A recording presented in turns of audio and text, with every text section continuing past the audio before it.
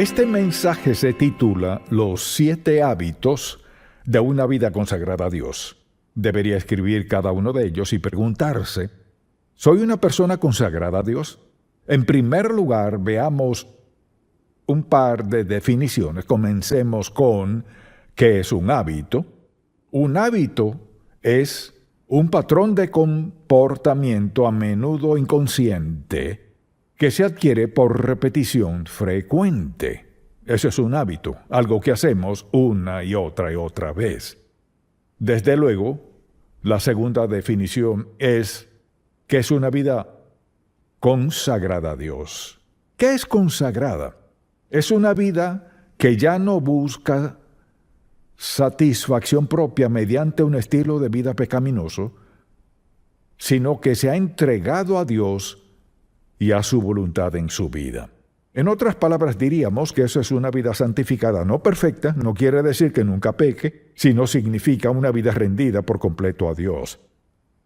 Así pues, deseo darle 7 hábitos que todo creyente debe hacer parte de su vida, y el primero es este.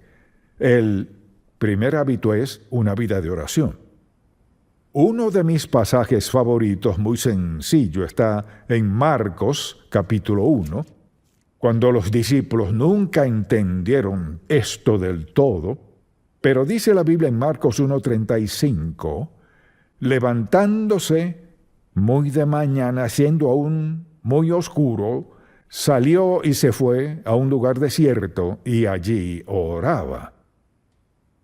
Y le buscó Simón y los que con él estaban, y hallándole le dijeron, todos te buscan. Eso es típico en cuanto a la forma de actuar de algunas personas. El Señor estaba haciendo lo más importante en la vida y no lo entendían. Y asimismo, por ejemplo, en Lucas capítulo 4, versículo 42, cuando ya era de día, salió y se fue a un lugar desierto, y la gente le buscaba, y llegando a donde estaba, le detenían para que no se fuera de ellos. Pero él les dijo, es necesario que anuncie el evangelio, etc. Ahora, una vida de oración no se refiere a orar de vez en cuando.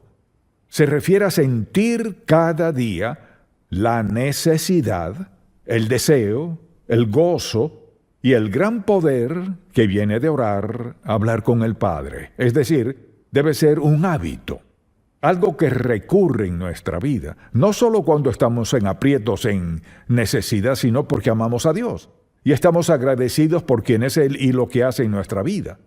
Por ejemplo, en Lucas capítulo 11, los discípulos vienen al Señor Jesucristo y le pidieron, enséñanos a orar como enseñó Juan el Bautista a sus discípulos. Así que habían visto algo distinto en la oración del Señor. No se trataba de algún ritual que se acostumbrara en aquel tiempo, pues sentían que le hablaba personalmente al Padre Celestial.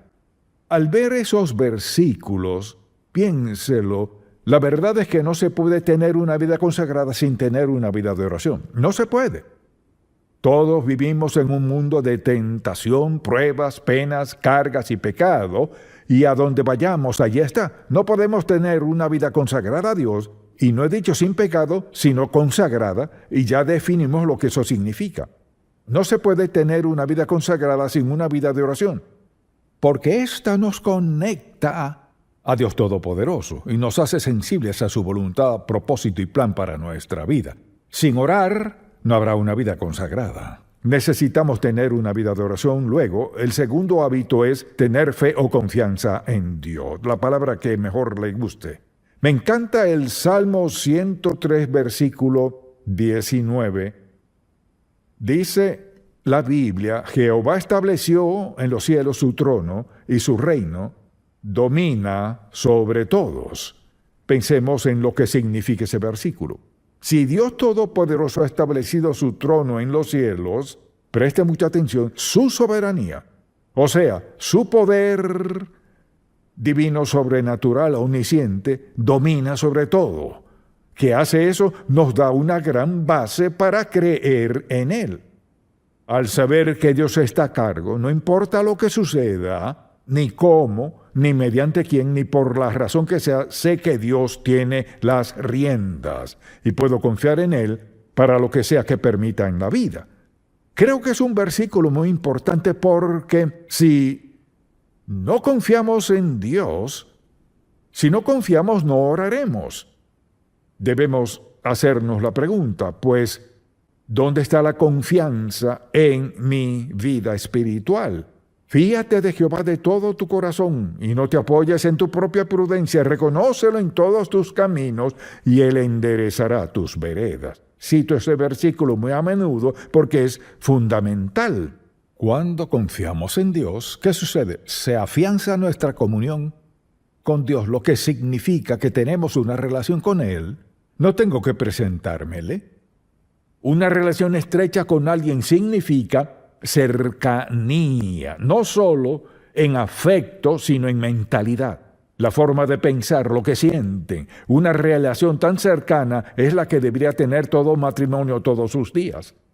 Una relación estrecha con Dios es hablar con Él. Dios le escucha y usted a Él, lo obedece y Él le guía. Hay una gran comunión con Dios en la vida de quien confía en Dios. Si usted quiere saber si confía o no en Dios, hágase la siguiente pregunta. ¿Qué está preocupándome? Si puede ver a su alrededor y decir, no me preocupa nada, es porque está confiando en Dios. Lo que sea que le preocupe, es lo que Dios le señala y dice, no me has confiado este aspecto de tu vida. Una vida consagrada es una vida de fe. El tercer hábito de esta vida maravillosa es el hábito de meditar en la palabra de Dios. No sé cómo usted describiría la importancia de eso, pero dicen las Escrituras, veámoslo por un momento. Dice el salmista en el Salmo 63, versículo 6, cuando me acuerde de ti en mi lecho, cuando medite en ti en las vigilias de la noche, porque has sido mi socorro, y así en la sombra de tus alas me regocijaré. Está mi alma apegada a ti, tu diestra me ha sostenido. ¿Qué significa meditar? Significa leerla, pensar en lo que dice, examinar mi corazón a la luz de lo que Dios dice, hacerle cualquier pregunta que tengamos, rendirle lo que sea que nos traiga a la mente. Al meditar en Dios pasa lo siguiente. La meditación es como verse en un espejo, pero también es ver más allá del espejo. Es decir, veo lo que ve Dios y veo más allá y lo veo a Él. Mi atención se centra en Dios. Cuando nos concentramos en Dios sucede esto. Las preocupaciones desvanecen, los problemas se disipan, nuestra mente ya no está contaminada con toda clase de asuntos que no nos hacen bien. La meditación es parte esencial de una vida consagrada a Dios. Donde no hay meditación, no habrá consagración a Dios. No es posible. Piense en la mañana al despertarse. ¿Cuánto del mundo embarga su mente? Tiene que vestirse, claro, desayunar, ir al auto y manejar por la autopista o donde sea, y llegar al trabajo tan pronto lo haga, cotorreo, parloteo todo el día, el teclado vuela todo el día y su mente se llena, luego tiene que volver a su auto, volver a la autopista, a batallar en el tráfico otra vez hasta llegar a casa. Al llegar se cambia de ropa, medio se relaja y luego la cena. Puedo llenar su día sin siquiera conocerle, porque eso es lo que hacemos. ¿Y dónde está Dios? ¿Dónde está su tiempo a solas con Dios? Lo que lleva a una vida consagrada es el tiempo a solas con Dios. Anhelarlo, meditar en Él, pensar en Él. Luego hay un cuarto hábito, uno muy importante y el que me escucha mencionar siempre, obedecer a Dios. Y quisiera leer en Deuteronomio 27 en el Antiguo Testamento, porque lo dice tan claro en el capítulo 27, versículo 10. Dios habla mediante Moisés a su pueblo, y esto fue lo que declaró. Oirás pues la voz de Jehová tu Dios, y cumplirás sus mandamientos y sus estatutos que yo te ordeno hoy. Luego en el capítulo 28, versículo 1, acontecerá, escuche esto, que si oyeres atentamente, ¿qué significa eso con cuidado? Atentamente la voz de Jehová tu Dios para guardar y poner por obra todos sus mandamientos que yo te prescribo hoy. También Jehová tu Dios te exaltará sobre todas las naciones de la tierra. Hablaba de Israel. Pongámonos en esa situación. Cuando obedecemos a Dios, piensa en esto, andamos a un nivel más alto. Piensa en cómo vive el mundo, con toda clase de pensamientos viles, ocupado y atareado sin tiempo para Dios. Hemos decidido seguir a Cristo, y seguirlo significa vivir a un nivel más alto. No significa menospreciar a otros, solo quiere decir que hemos decidido regirnos por una norma más alta que la del mundo. No significa que seamos mejores que nadie, pero quiere decir que nuestro estilo de vida es mejor que el del mundo. Pregúntese, ¿en realidad tengo un hábito de orar, confiar y meditar en la palabra de Dios? ¿Acaso sería considerado un hijo obediente de Dios? ¿Cuántas veces lo ha dicho y puedo decirlo? La forma más sabia de vivir es obedezcamos a Dios y dejemos las consecuencias en sus manos. Eso lo haré solo si tengo una vida de oración. Solo si confío en Dios, solo si medito en Él. Esa es la única forma de hacerlo. Estos son hábitos sencillos que hacen que nuestra vida sea lo que Dios quiere que sea. Mire, no hay nada que pueda impedir que obedezcamos y practiquemos estos 7 hábitos. Nada, salvo que tomemos esa decisión. Mire, tenemos que decidir ciertas cosas. Tenemos que escoger entre seguir a otros o a Dios. Tener esto o a Dios. Esta senda o la de Dios. La razón por la que menciono 7 hábitos es porque, recuerde lo que dije, un hábito es un patrón de comportamiento a menudo inconsciente que se adquiere por repetición frecuente. Algo que hagamos de forma continua. Y todo lo que he mencionado podemos hacerlo. La razón por la que no lo hacemos es por pensar que no es importante. Mire, la razón por la cual no tenemos hábitos sagrados, maravillosos, impactantes, edificantes, es porque escogimos la senda del mundo. No importa quién sea, ni cuán dotado, ni cuán adinerado, ni cuán sabio se crea, ni cuánta educación tenga, no puede tener una vida consagrada, la mejor vida, sin poner en práctica estos 7 hábitos. Ahora, ¿cuál es el quinto? El quinto hábito es depender del Espíritu Santo. Alguien dirá, ¿qué significa eso? Quiere decir rendir nuestra vida a la presencia residente del Espíritu Santo. Recuerda lo que les dijo Jesús a sus discípulos: siéntense a esperar en Jerusalén hasta que sean investidos, o sea, hasta que el Espíritu Santo venga a sus vidas, y al hacerlo estarán listos para hacer lo que les he encomendado. Así que le he dado varios pasajes, algunos ya los conoce, quizás otros no, pero en Efesios 5 recordará lo que dice la Biblia en este pasaje en particular. Veamos el versículo 18. Dice así: no os embriaguéis con vino, en lo cual hay disolución, antes bien sed llenos del Espíritu. Mire, si tomara una jarra con 1/4 de litro, la colocara aquí y la llenara de agua hasta la mitad, diría que solo está medio llena. Solo estaría llena cuando llegue al tope hasta el borde. El verbo que usa aquí el original griego, ser lleno, significa algo continuo en la vida. En la mañana, al despertar, en medio de nuestra oración, o al meditar, aún antes de levantarnos, deberíamos decir: Señor, quiero que me llenes de tu Espíritu hoy. Eso significa, Jesucristo les dijo a sus discípulos en Lucas, que antes de que hicieran lo que les había encomendado, que esperaran en la ciudad de Jerusalén hasta que fueran investidos, hasta que viniera sobre ellos el Espíritu Santo, por la sencilla razón de que no están preparados para hacer lo que les ha encomendado sin la presencia del Espíritu Santo, quien les dará poder.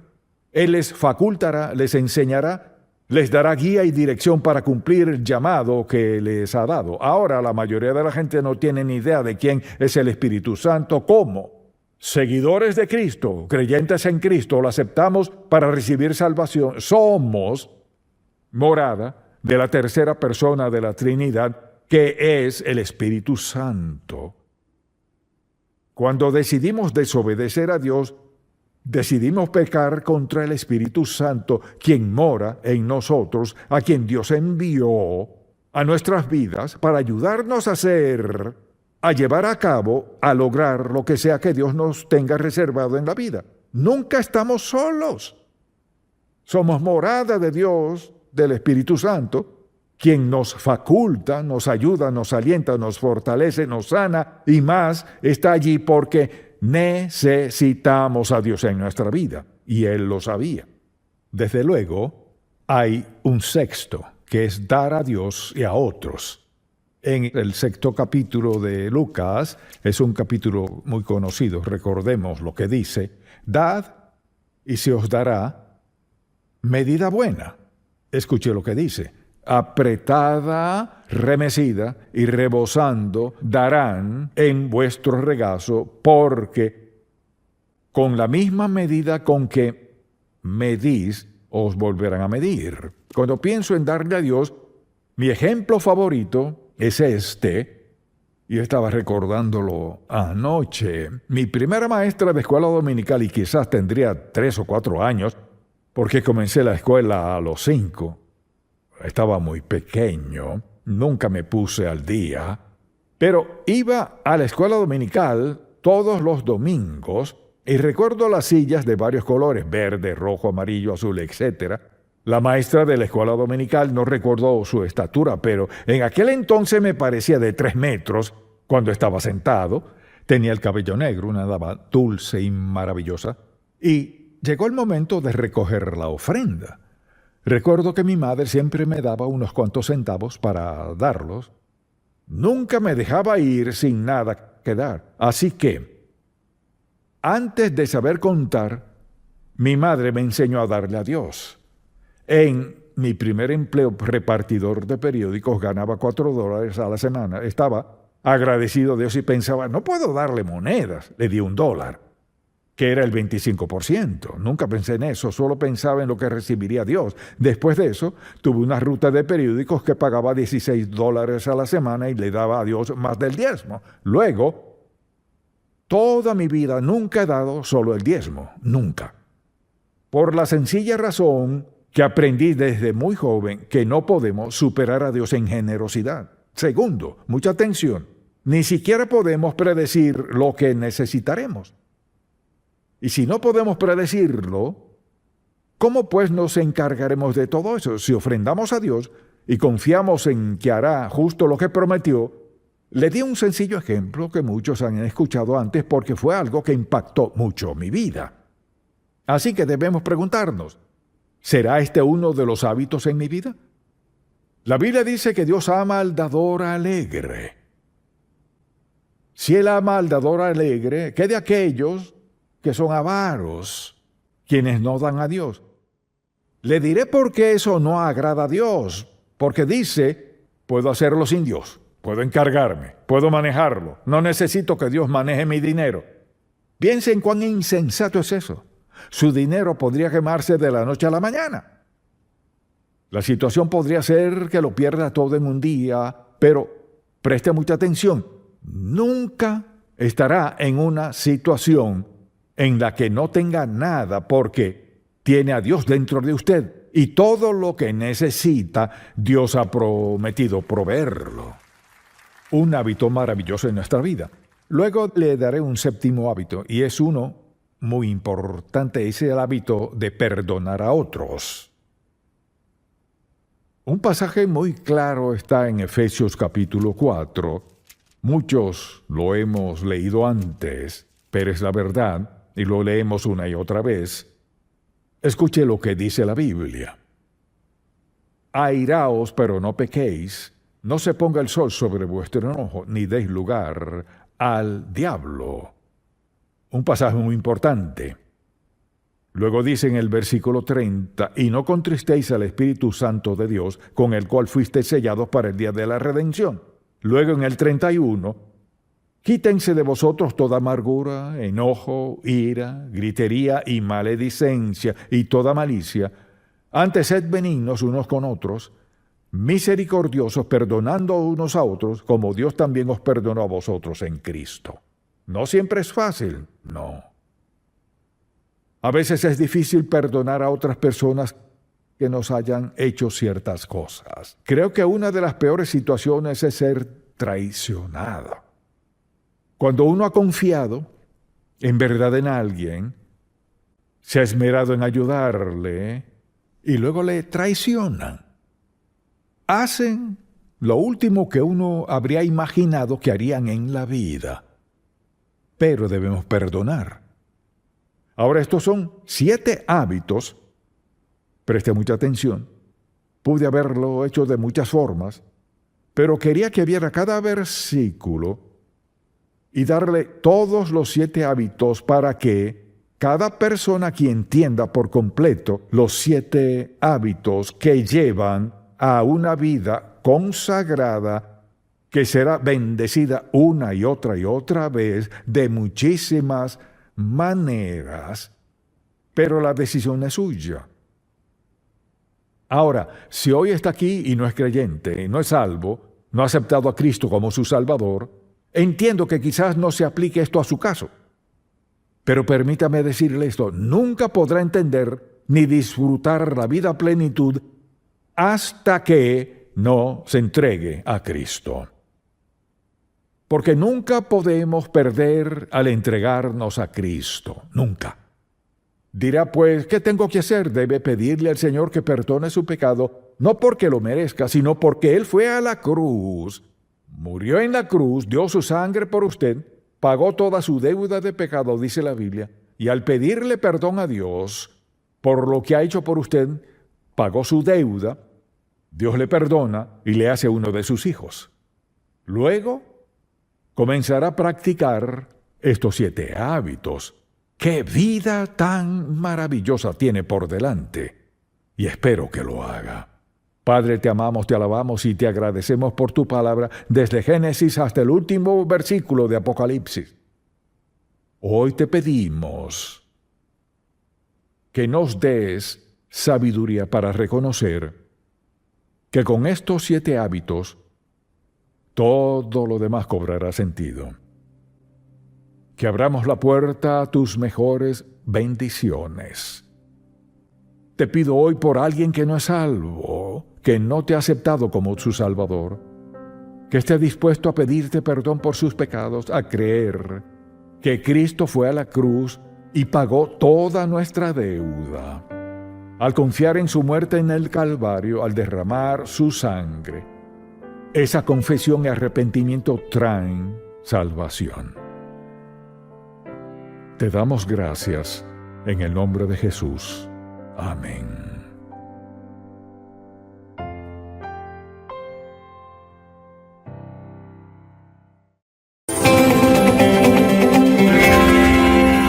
Al pensar en tesoros, ¿qué le viene a la mente? Casi todo el mundo diría, bueno, dinero, prosperidad, riquezas, todo eso viene a la mente.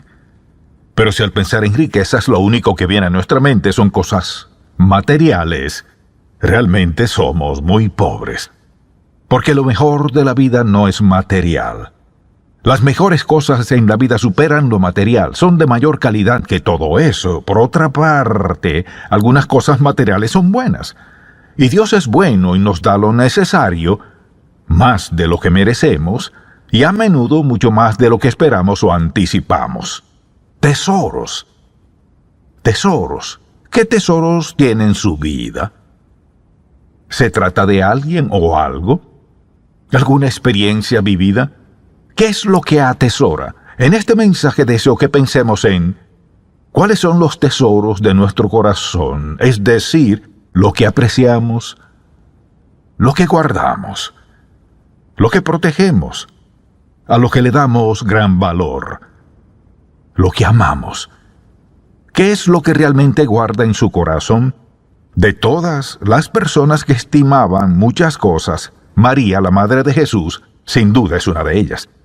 Y es interesante que la Biblia menciona 2 veces que ella guardaba lo que había escuchado, visto y experimentado, lo guardaba en su corazón. En silencio lo mantenía allí. Meditaba, pensaba en eso, examinándolo, disfrutándolo. Así que le invito a buscar en Lucas capítulo 2 y deseo leer un par de versículos aquí. Veamos lo que ocurría. Recordemos que ya Jesucristo había nacido y los ángeles habían dado el anuncio a los pastores. Dice así en el versículo 15 de Lucas 2. Sucedió que cuando los ángeles se fueron de ellos al cielo, los pastores se dijeron unos a otros: pasemos pues hasta Belén y veamos esto que ha sucedido y que el Señor nos ha manifestado. Vinieron pues apresuradamente y hallaron a María y a José y al niño acostado en el pesebre. Y al verlo, dieron a conocer lo que se les había dicho acerca del niño. Y todos los que lo oyeron se maravillaban de lo que los pastores les decían. Pero María guardaba todas estas cosas, meditándolas en su corazón. Y volvieron los pastores glorificando y alabando a Dios por todas las cosas que habían oído y visto, como se les había dicho. Luego, un poco más adelante en este mismo capítulo, vuelvo a decirlo, leamos el versículo 51 del mismo capítulo. Y descendió con ellos y volvió a Nazaret, y estaba sujeto a ellos, y su madre guardaba todas estas cosas en su corazón. Entonces le pregunto, ¿qué tiene usted de gran estima y guarda en lo profundo? ¿Algo que no quisiera perder? ¿Le agrada pensar en eso y lo medita en su corazón? Observemos este pasaje y hagamos la misma pregunta. Veámoslo desde la perspectiva de lo que María guardaba en su corazón y que atesoraba de estas experiencias. ¿Qué es lo primero que piensa que ella guardaba en su corazón? Un día quizás estaba haciendo lo que solían hacer las niñas de aquel entonces, ayudaba a su madre en la cocina o jugar con amigas de su edad, y de repente el ángel de Dios, Gabriel, vino a ella. El asunto no es si ella lo vio o no, el asunto es que el ángel le dijo algo más claro que el agua, pero le dijo algo que al principio no tenía sentido para ella, pero lo que le dijo fue esto: salve, muy favorecida, el Señor es contigo.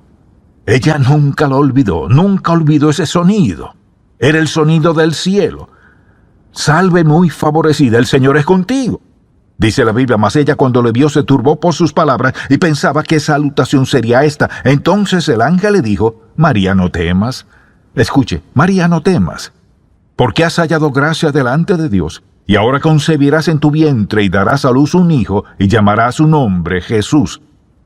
Este será grande, y le explica todo.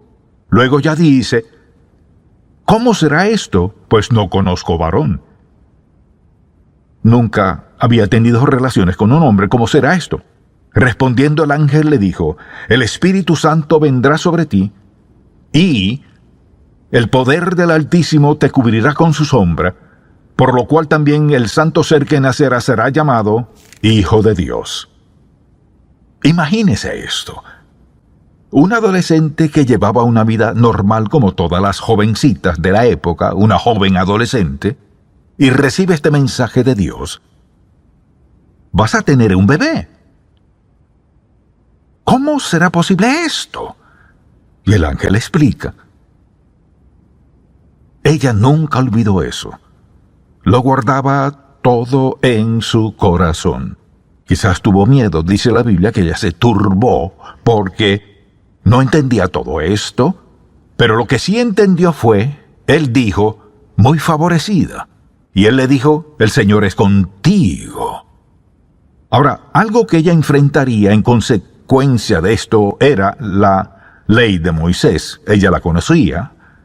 Si una mujer era sorprendida en adulterio, y sin duda a ella la acusarían de eso, si tenía un hijo, sin estar casada, la pena era morir apedreada. Imagínese lo que habrían pensado sus padres. Esto es imposible. Es mentira. ¿Cómo pudiste hacerme esto? Es una vergüenza. Su prometido José también se avergonzaría.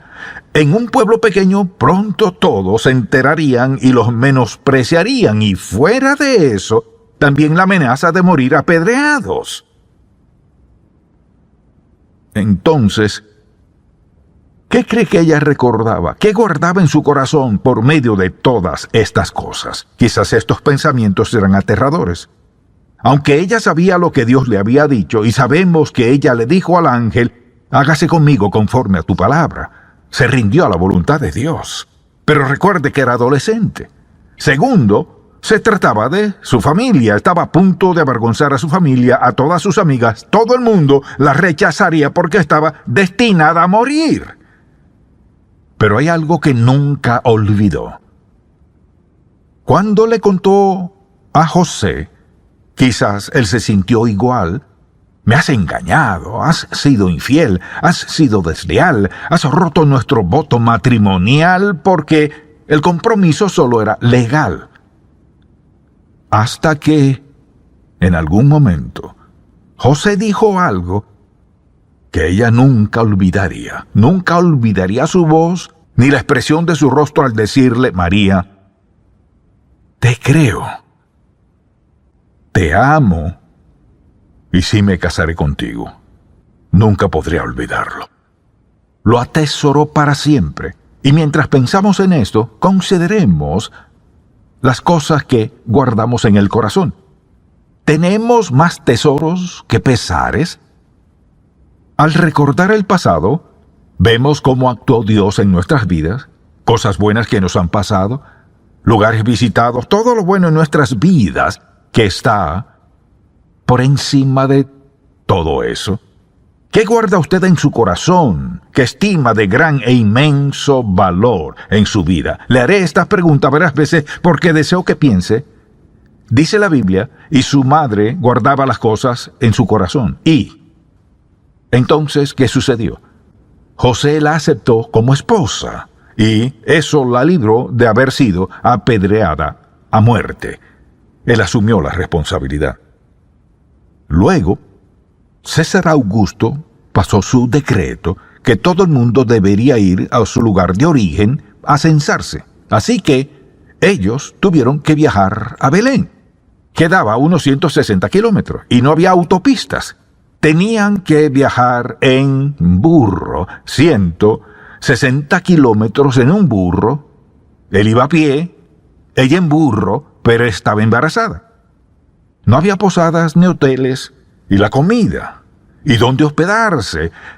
¿Qué de todos los peligros de aquel entonces? Ahí estaban, la gente iba y venía, viajaban a su ciudad natal. Ellos iban camino a Belén. Cuando llegan, tratan de buscar lugar. Imagínese lo que pensaría José. Debemos darnos prisa, vea lo que pasa.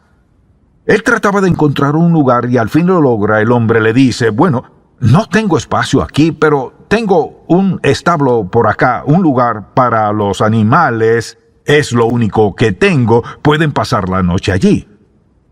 Aún así, Jesús nace en perfectas condiciones. Imagínese, esto sí que es guardar algo en el corazón. Cuando ella cargó al bebé, quizás esto le vino a la mente. Tengo en brazos al Hijo de Dios. No al hijo de José, sino al Hijo de Dios. No tuve nada que ver, solo darlo a luz. José tampoco tuvo nada que ver, solo asistir en el parto. El gran momento del nacimiento de Jesús. Un tesoro en su corazón que nunca olvidarían. mientras viviera. Al pensar en todas las cosas en las que ella meditaba, veamos cuáles eran algunas de ellas, quizás ideas y pensamientos que consideraba, especialmente lo que ella pensaba como madre. Dio a luz al Hijo de Dios. No era un bebé como cualquier otro. De su vientre vino el Hijo de Dios.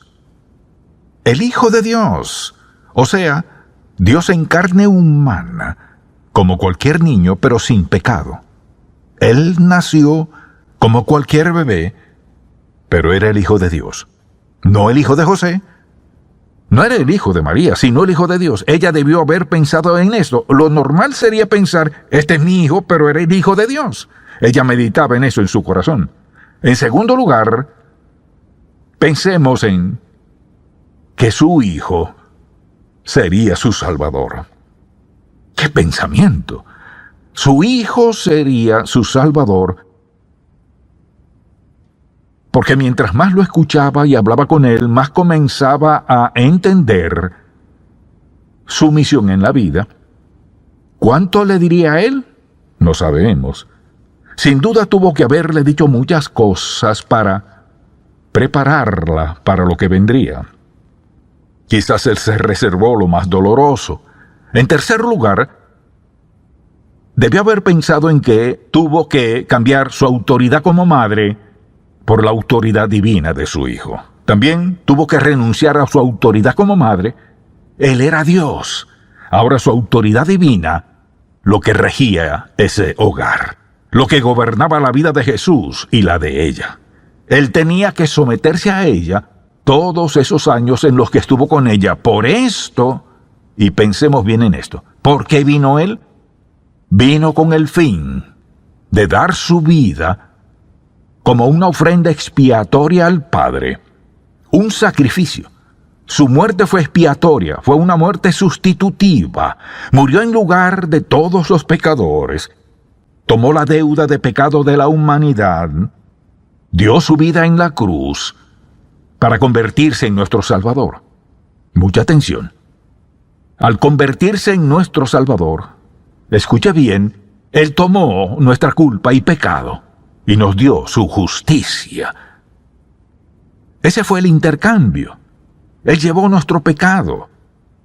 Solo pudo hacerlo porque fue un hijo perfecto, un niño perfecto, un hombre perfecto. O sea, porque Él tuvo que cumplir la ley a cabalidad, de manera perfecta, tuvo que sujetarse a sus padres todos los días de su vida, hasta que llegó el día de marcharse.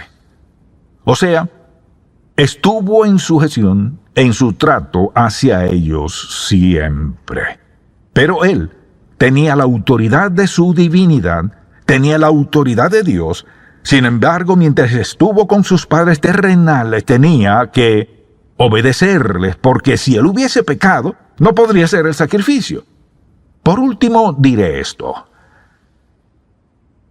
Ella le dio vida física a Jesús. Él le dio a ella vida eterna. ¡Qué pensamiento! Al considerar que ella le dio vida física y Él le dio vida eterna. Las cosas que guardaba en su corazón eran difíciles de concebir. Al meditar en ella, piense en esto. ¿Quién es en su vida un tesoro para usted? ¿Qué clase de relación tiene con alguien de quien podría decir, ella es un tesoro para mí? Él es un tesoro para mí. ¿Su esposo? Espero que sí. ¿Su esposa? Espero que sí. ¿Son sus hijos? ¿Se trata de sus nietos? ¿O son sus abuelos? Son sus padres. O sea, ¿quién es un tesoro por lo que han sido para usted? Por lo que han hecho por usted, por la clase de vida que han vivido delante de usted. ¿Quién es un tesoro para usted? ¿Hay algo que usted guarde en gran estima? ¿Se trata de algo material? ¿Es algo para lo cual tuvo que trabajar arduamente? laboró con diligencia y lo tiene como tesoro. O sea, es algo muy valioso. No tiene nada de malo, siempre y cuando no pongamos esas cosas primero que Dios. Permítame preguntarle, ¿hay alguna promesa que atesora? Hay una promesa en la palabra de Dios que guardó por encima de todos los demás versículos. Proverbios 3, 5 y 6 dice: Fíate de Jehová de todo tu corazón, y no te apoyes en tu propia prudencia. Reconócelo en todos tus caminos, y Él enderezará tus veredas. ¿Tiene un versículo de tesoro? Uno que guarda en su corazón por encima de todos los demás, que le encanta, se apega a Él, se siente agradecido por Él, no querría dejarlo por nada del mundo. ¿Tiene algo de esos versículos? Le pregunto, ¿cuántos valiosos momentos en oración guarda en su corazón? Esto me hace pensar en tiempos que no tienen igual. Momentos, generalmente minutos, sin igual en lo que respecta a experiencias vividas. Momentos con Dios, cuando escuchamos su voz con claridad y podemos entender sus instrucciones tan claramente. Momentos indescriptibles, no los cambiaríamos. Momentos que no podemos duplicar porque cada uno es nuevo. ¿Qué de esos momentos? Hay momentos en los que amamos a alguien, momentos en que jugamos con nuestros hijos, ¿y qué de los momentos con Dios? ¿Cuántos nos quedan grabados en la mente? ¿En cuántos de ellos meditamos? ¿Cuántos de ellos recordamos al pasar por una situación difícil o dolorosa? Debemos guardar en nuestra vida esos tesoros maravillosos. Quizás diga, ¿y qué de los momentos adversos? ¿Son tesoros? Permítame decir cómo pueden serlo. Porque cada dolor, pena, dificultad, prueba, necesidad, fracaso, lo que sea. No importa lo que sea, pero todo. Sabemos que como hijos de Dios, Él lo permite. Quizás se trate de algo que nunca quisiéramos repetir. Tal vez sucedió por culpa nuestra o por culpa de alguien más. Doloroso, difícil, duro. Quizás diga, ¿cómo eso llega a convertirse en un tesoro? ¿Cómo sigue? Porque nos damos cuenta de que nos hemos vuelto más valiosos para Dios, en su reino, por lo que hemos pasado en el dolor, el sufrimiento, las pruebas, las lágrimas, las pérdidas y las ganancias. Dios hace que esas cosas se conviertan en nuestros tesoros si respondemos bien y reconocemos que aún las cosas amargas son también un don de Dios, porque Él nos ama tanto que no nos deja pasarnos la vida con solo cosas fáciles y entendibles. ¿Qué tesoros tiene en su vida? Le tengo una sugerencia, y es que antes de que termine este día, quizás esta noche, busque un papel o una tarjeta y un lápiz. Escriba en la parte superior, estos son los tesoros en mi vida. Ahora, no colocaría primero, mi tesoro más valioso es mi relación personal y estrecha con Jesucristo. Primero y principal, todas las demás cosas vienen después. Si puede hacerlo, Él le ayudará a entender ciertas cosas que debería estimar como tesoros. Al pensar en ellas, tal vez deba llamar a alguien y decir, solo quiero decirte cuánto te amo. Quiero decirte cuánto te aprecio. Quiero agradecerte.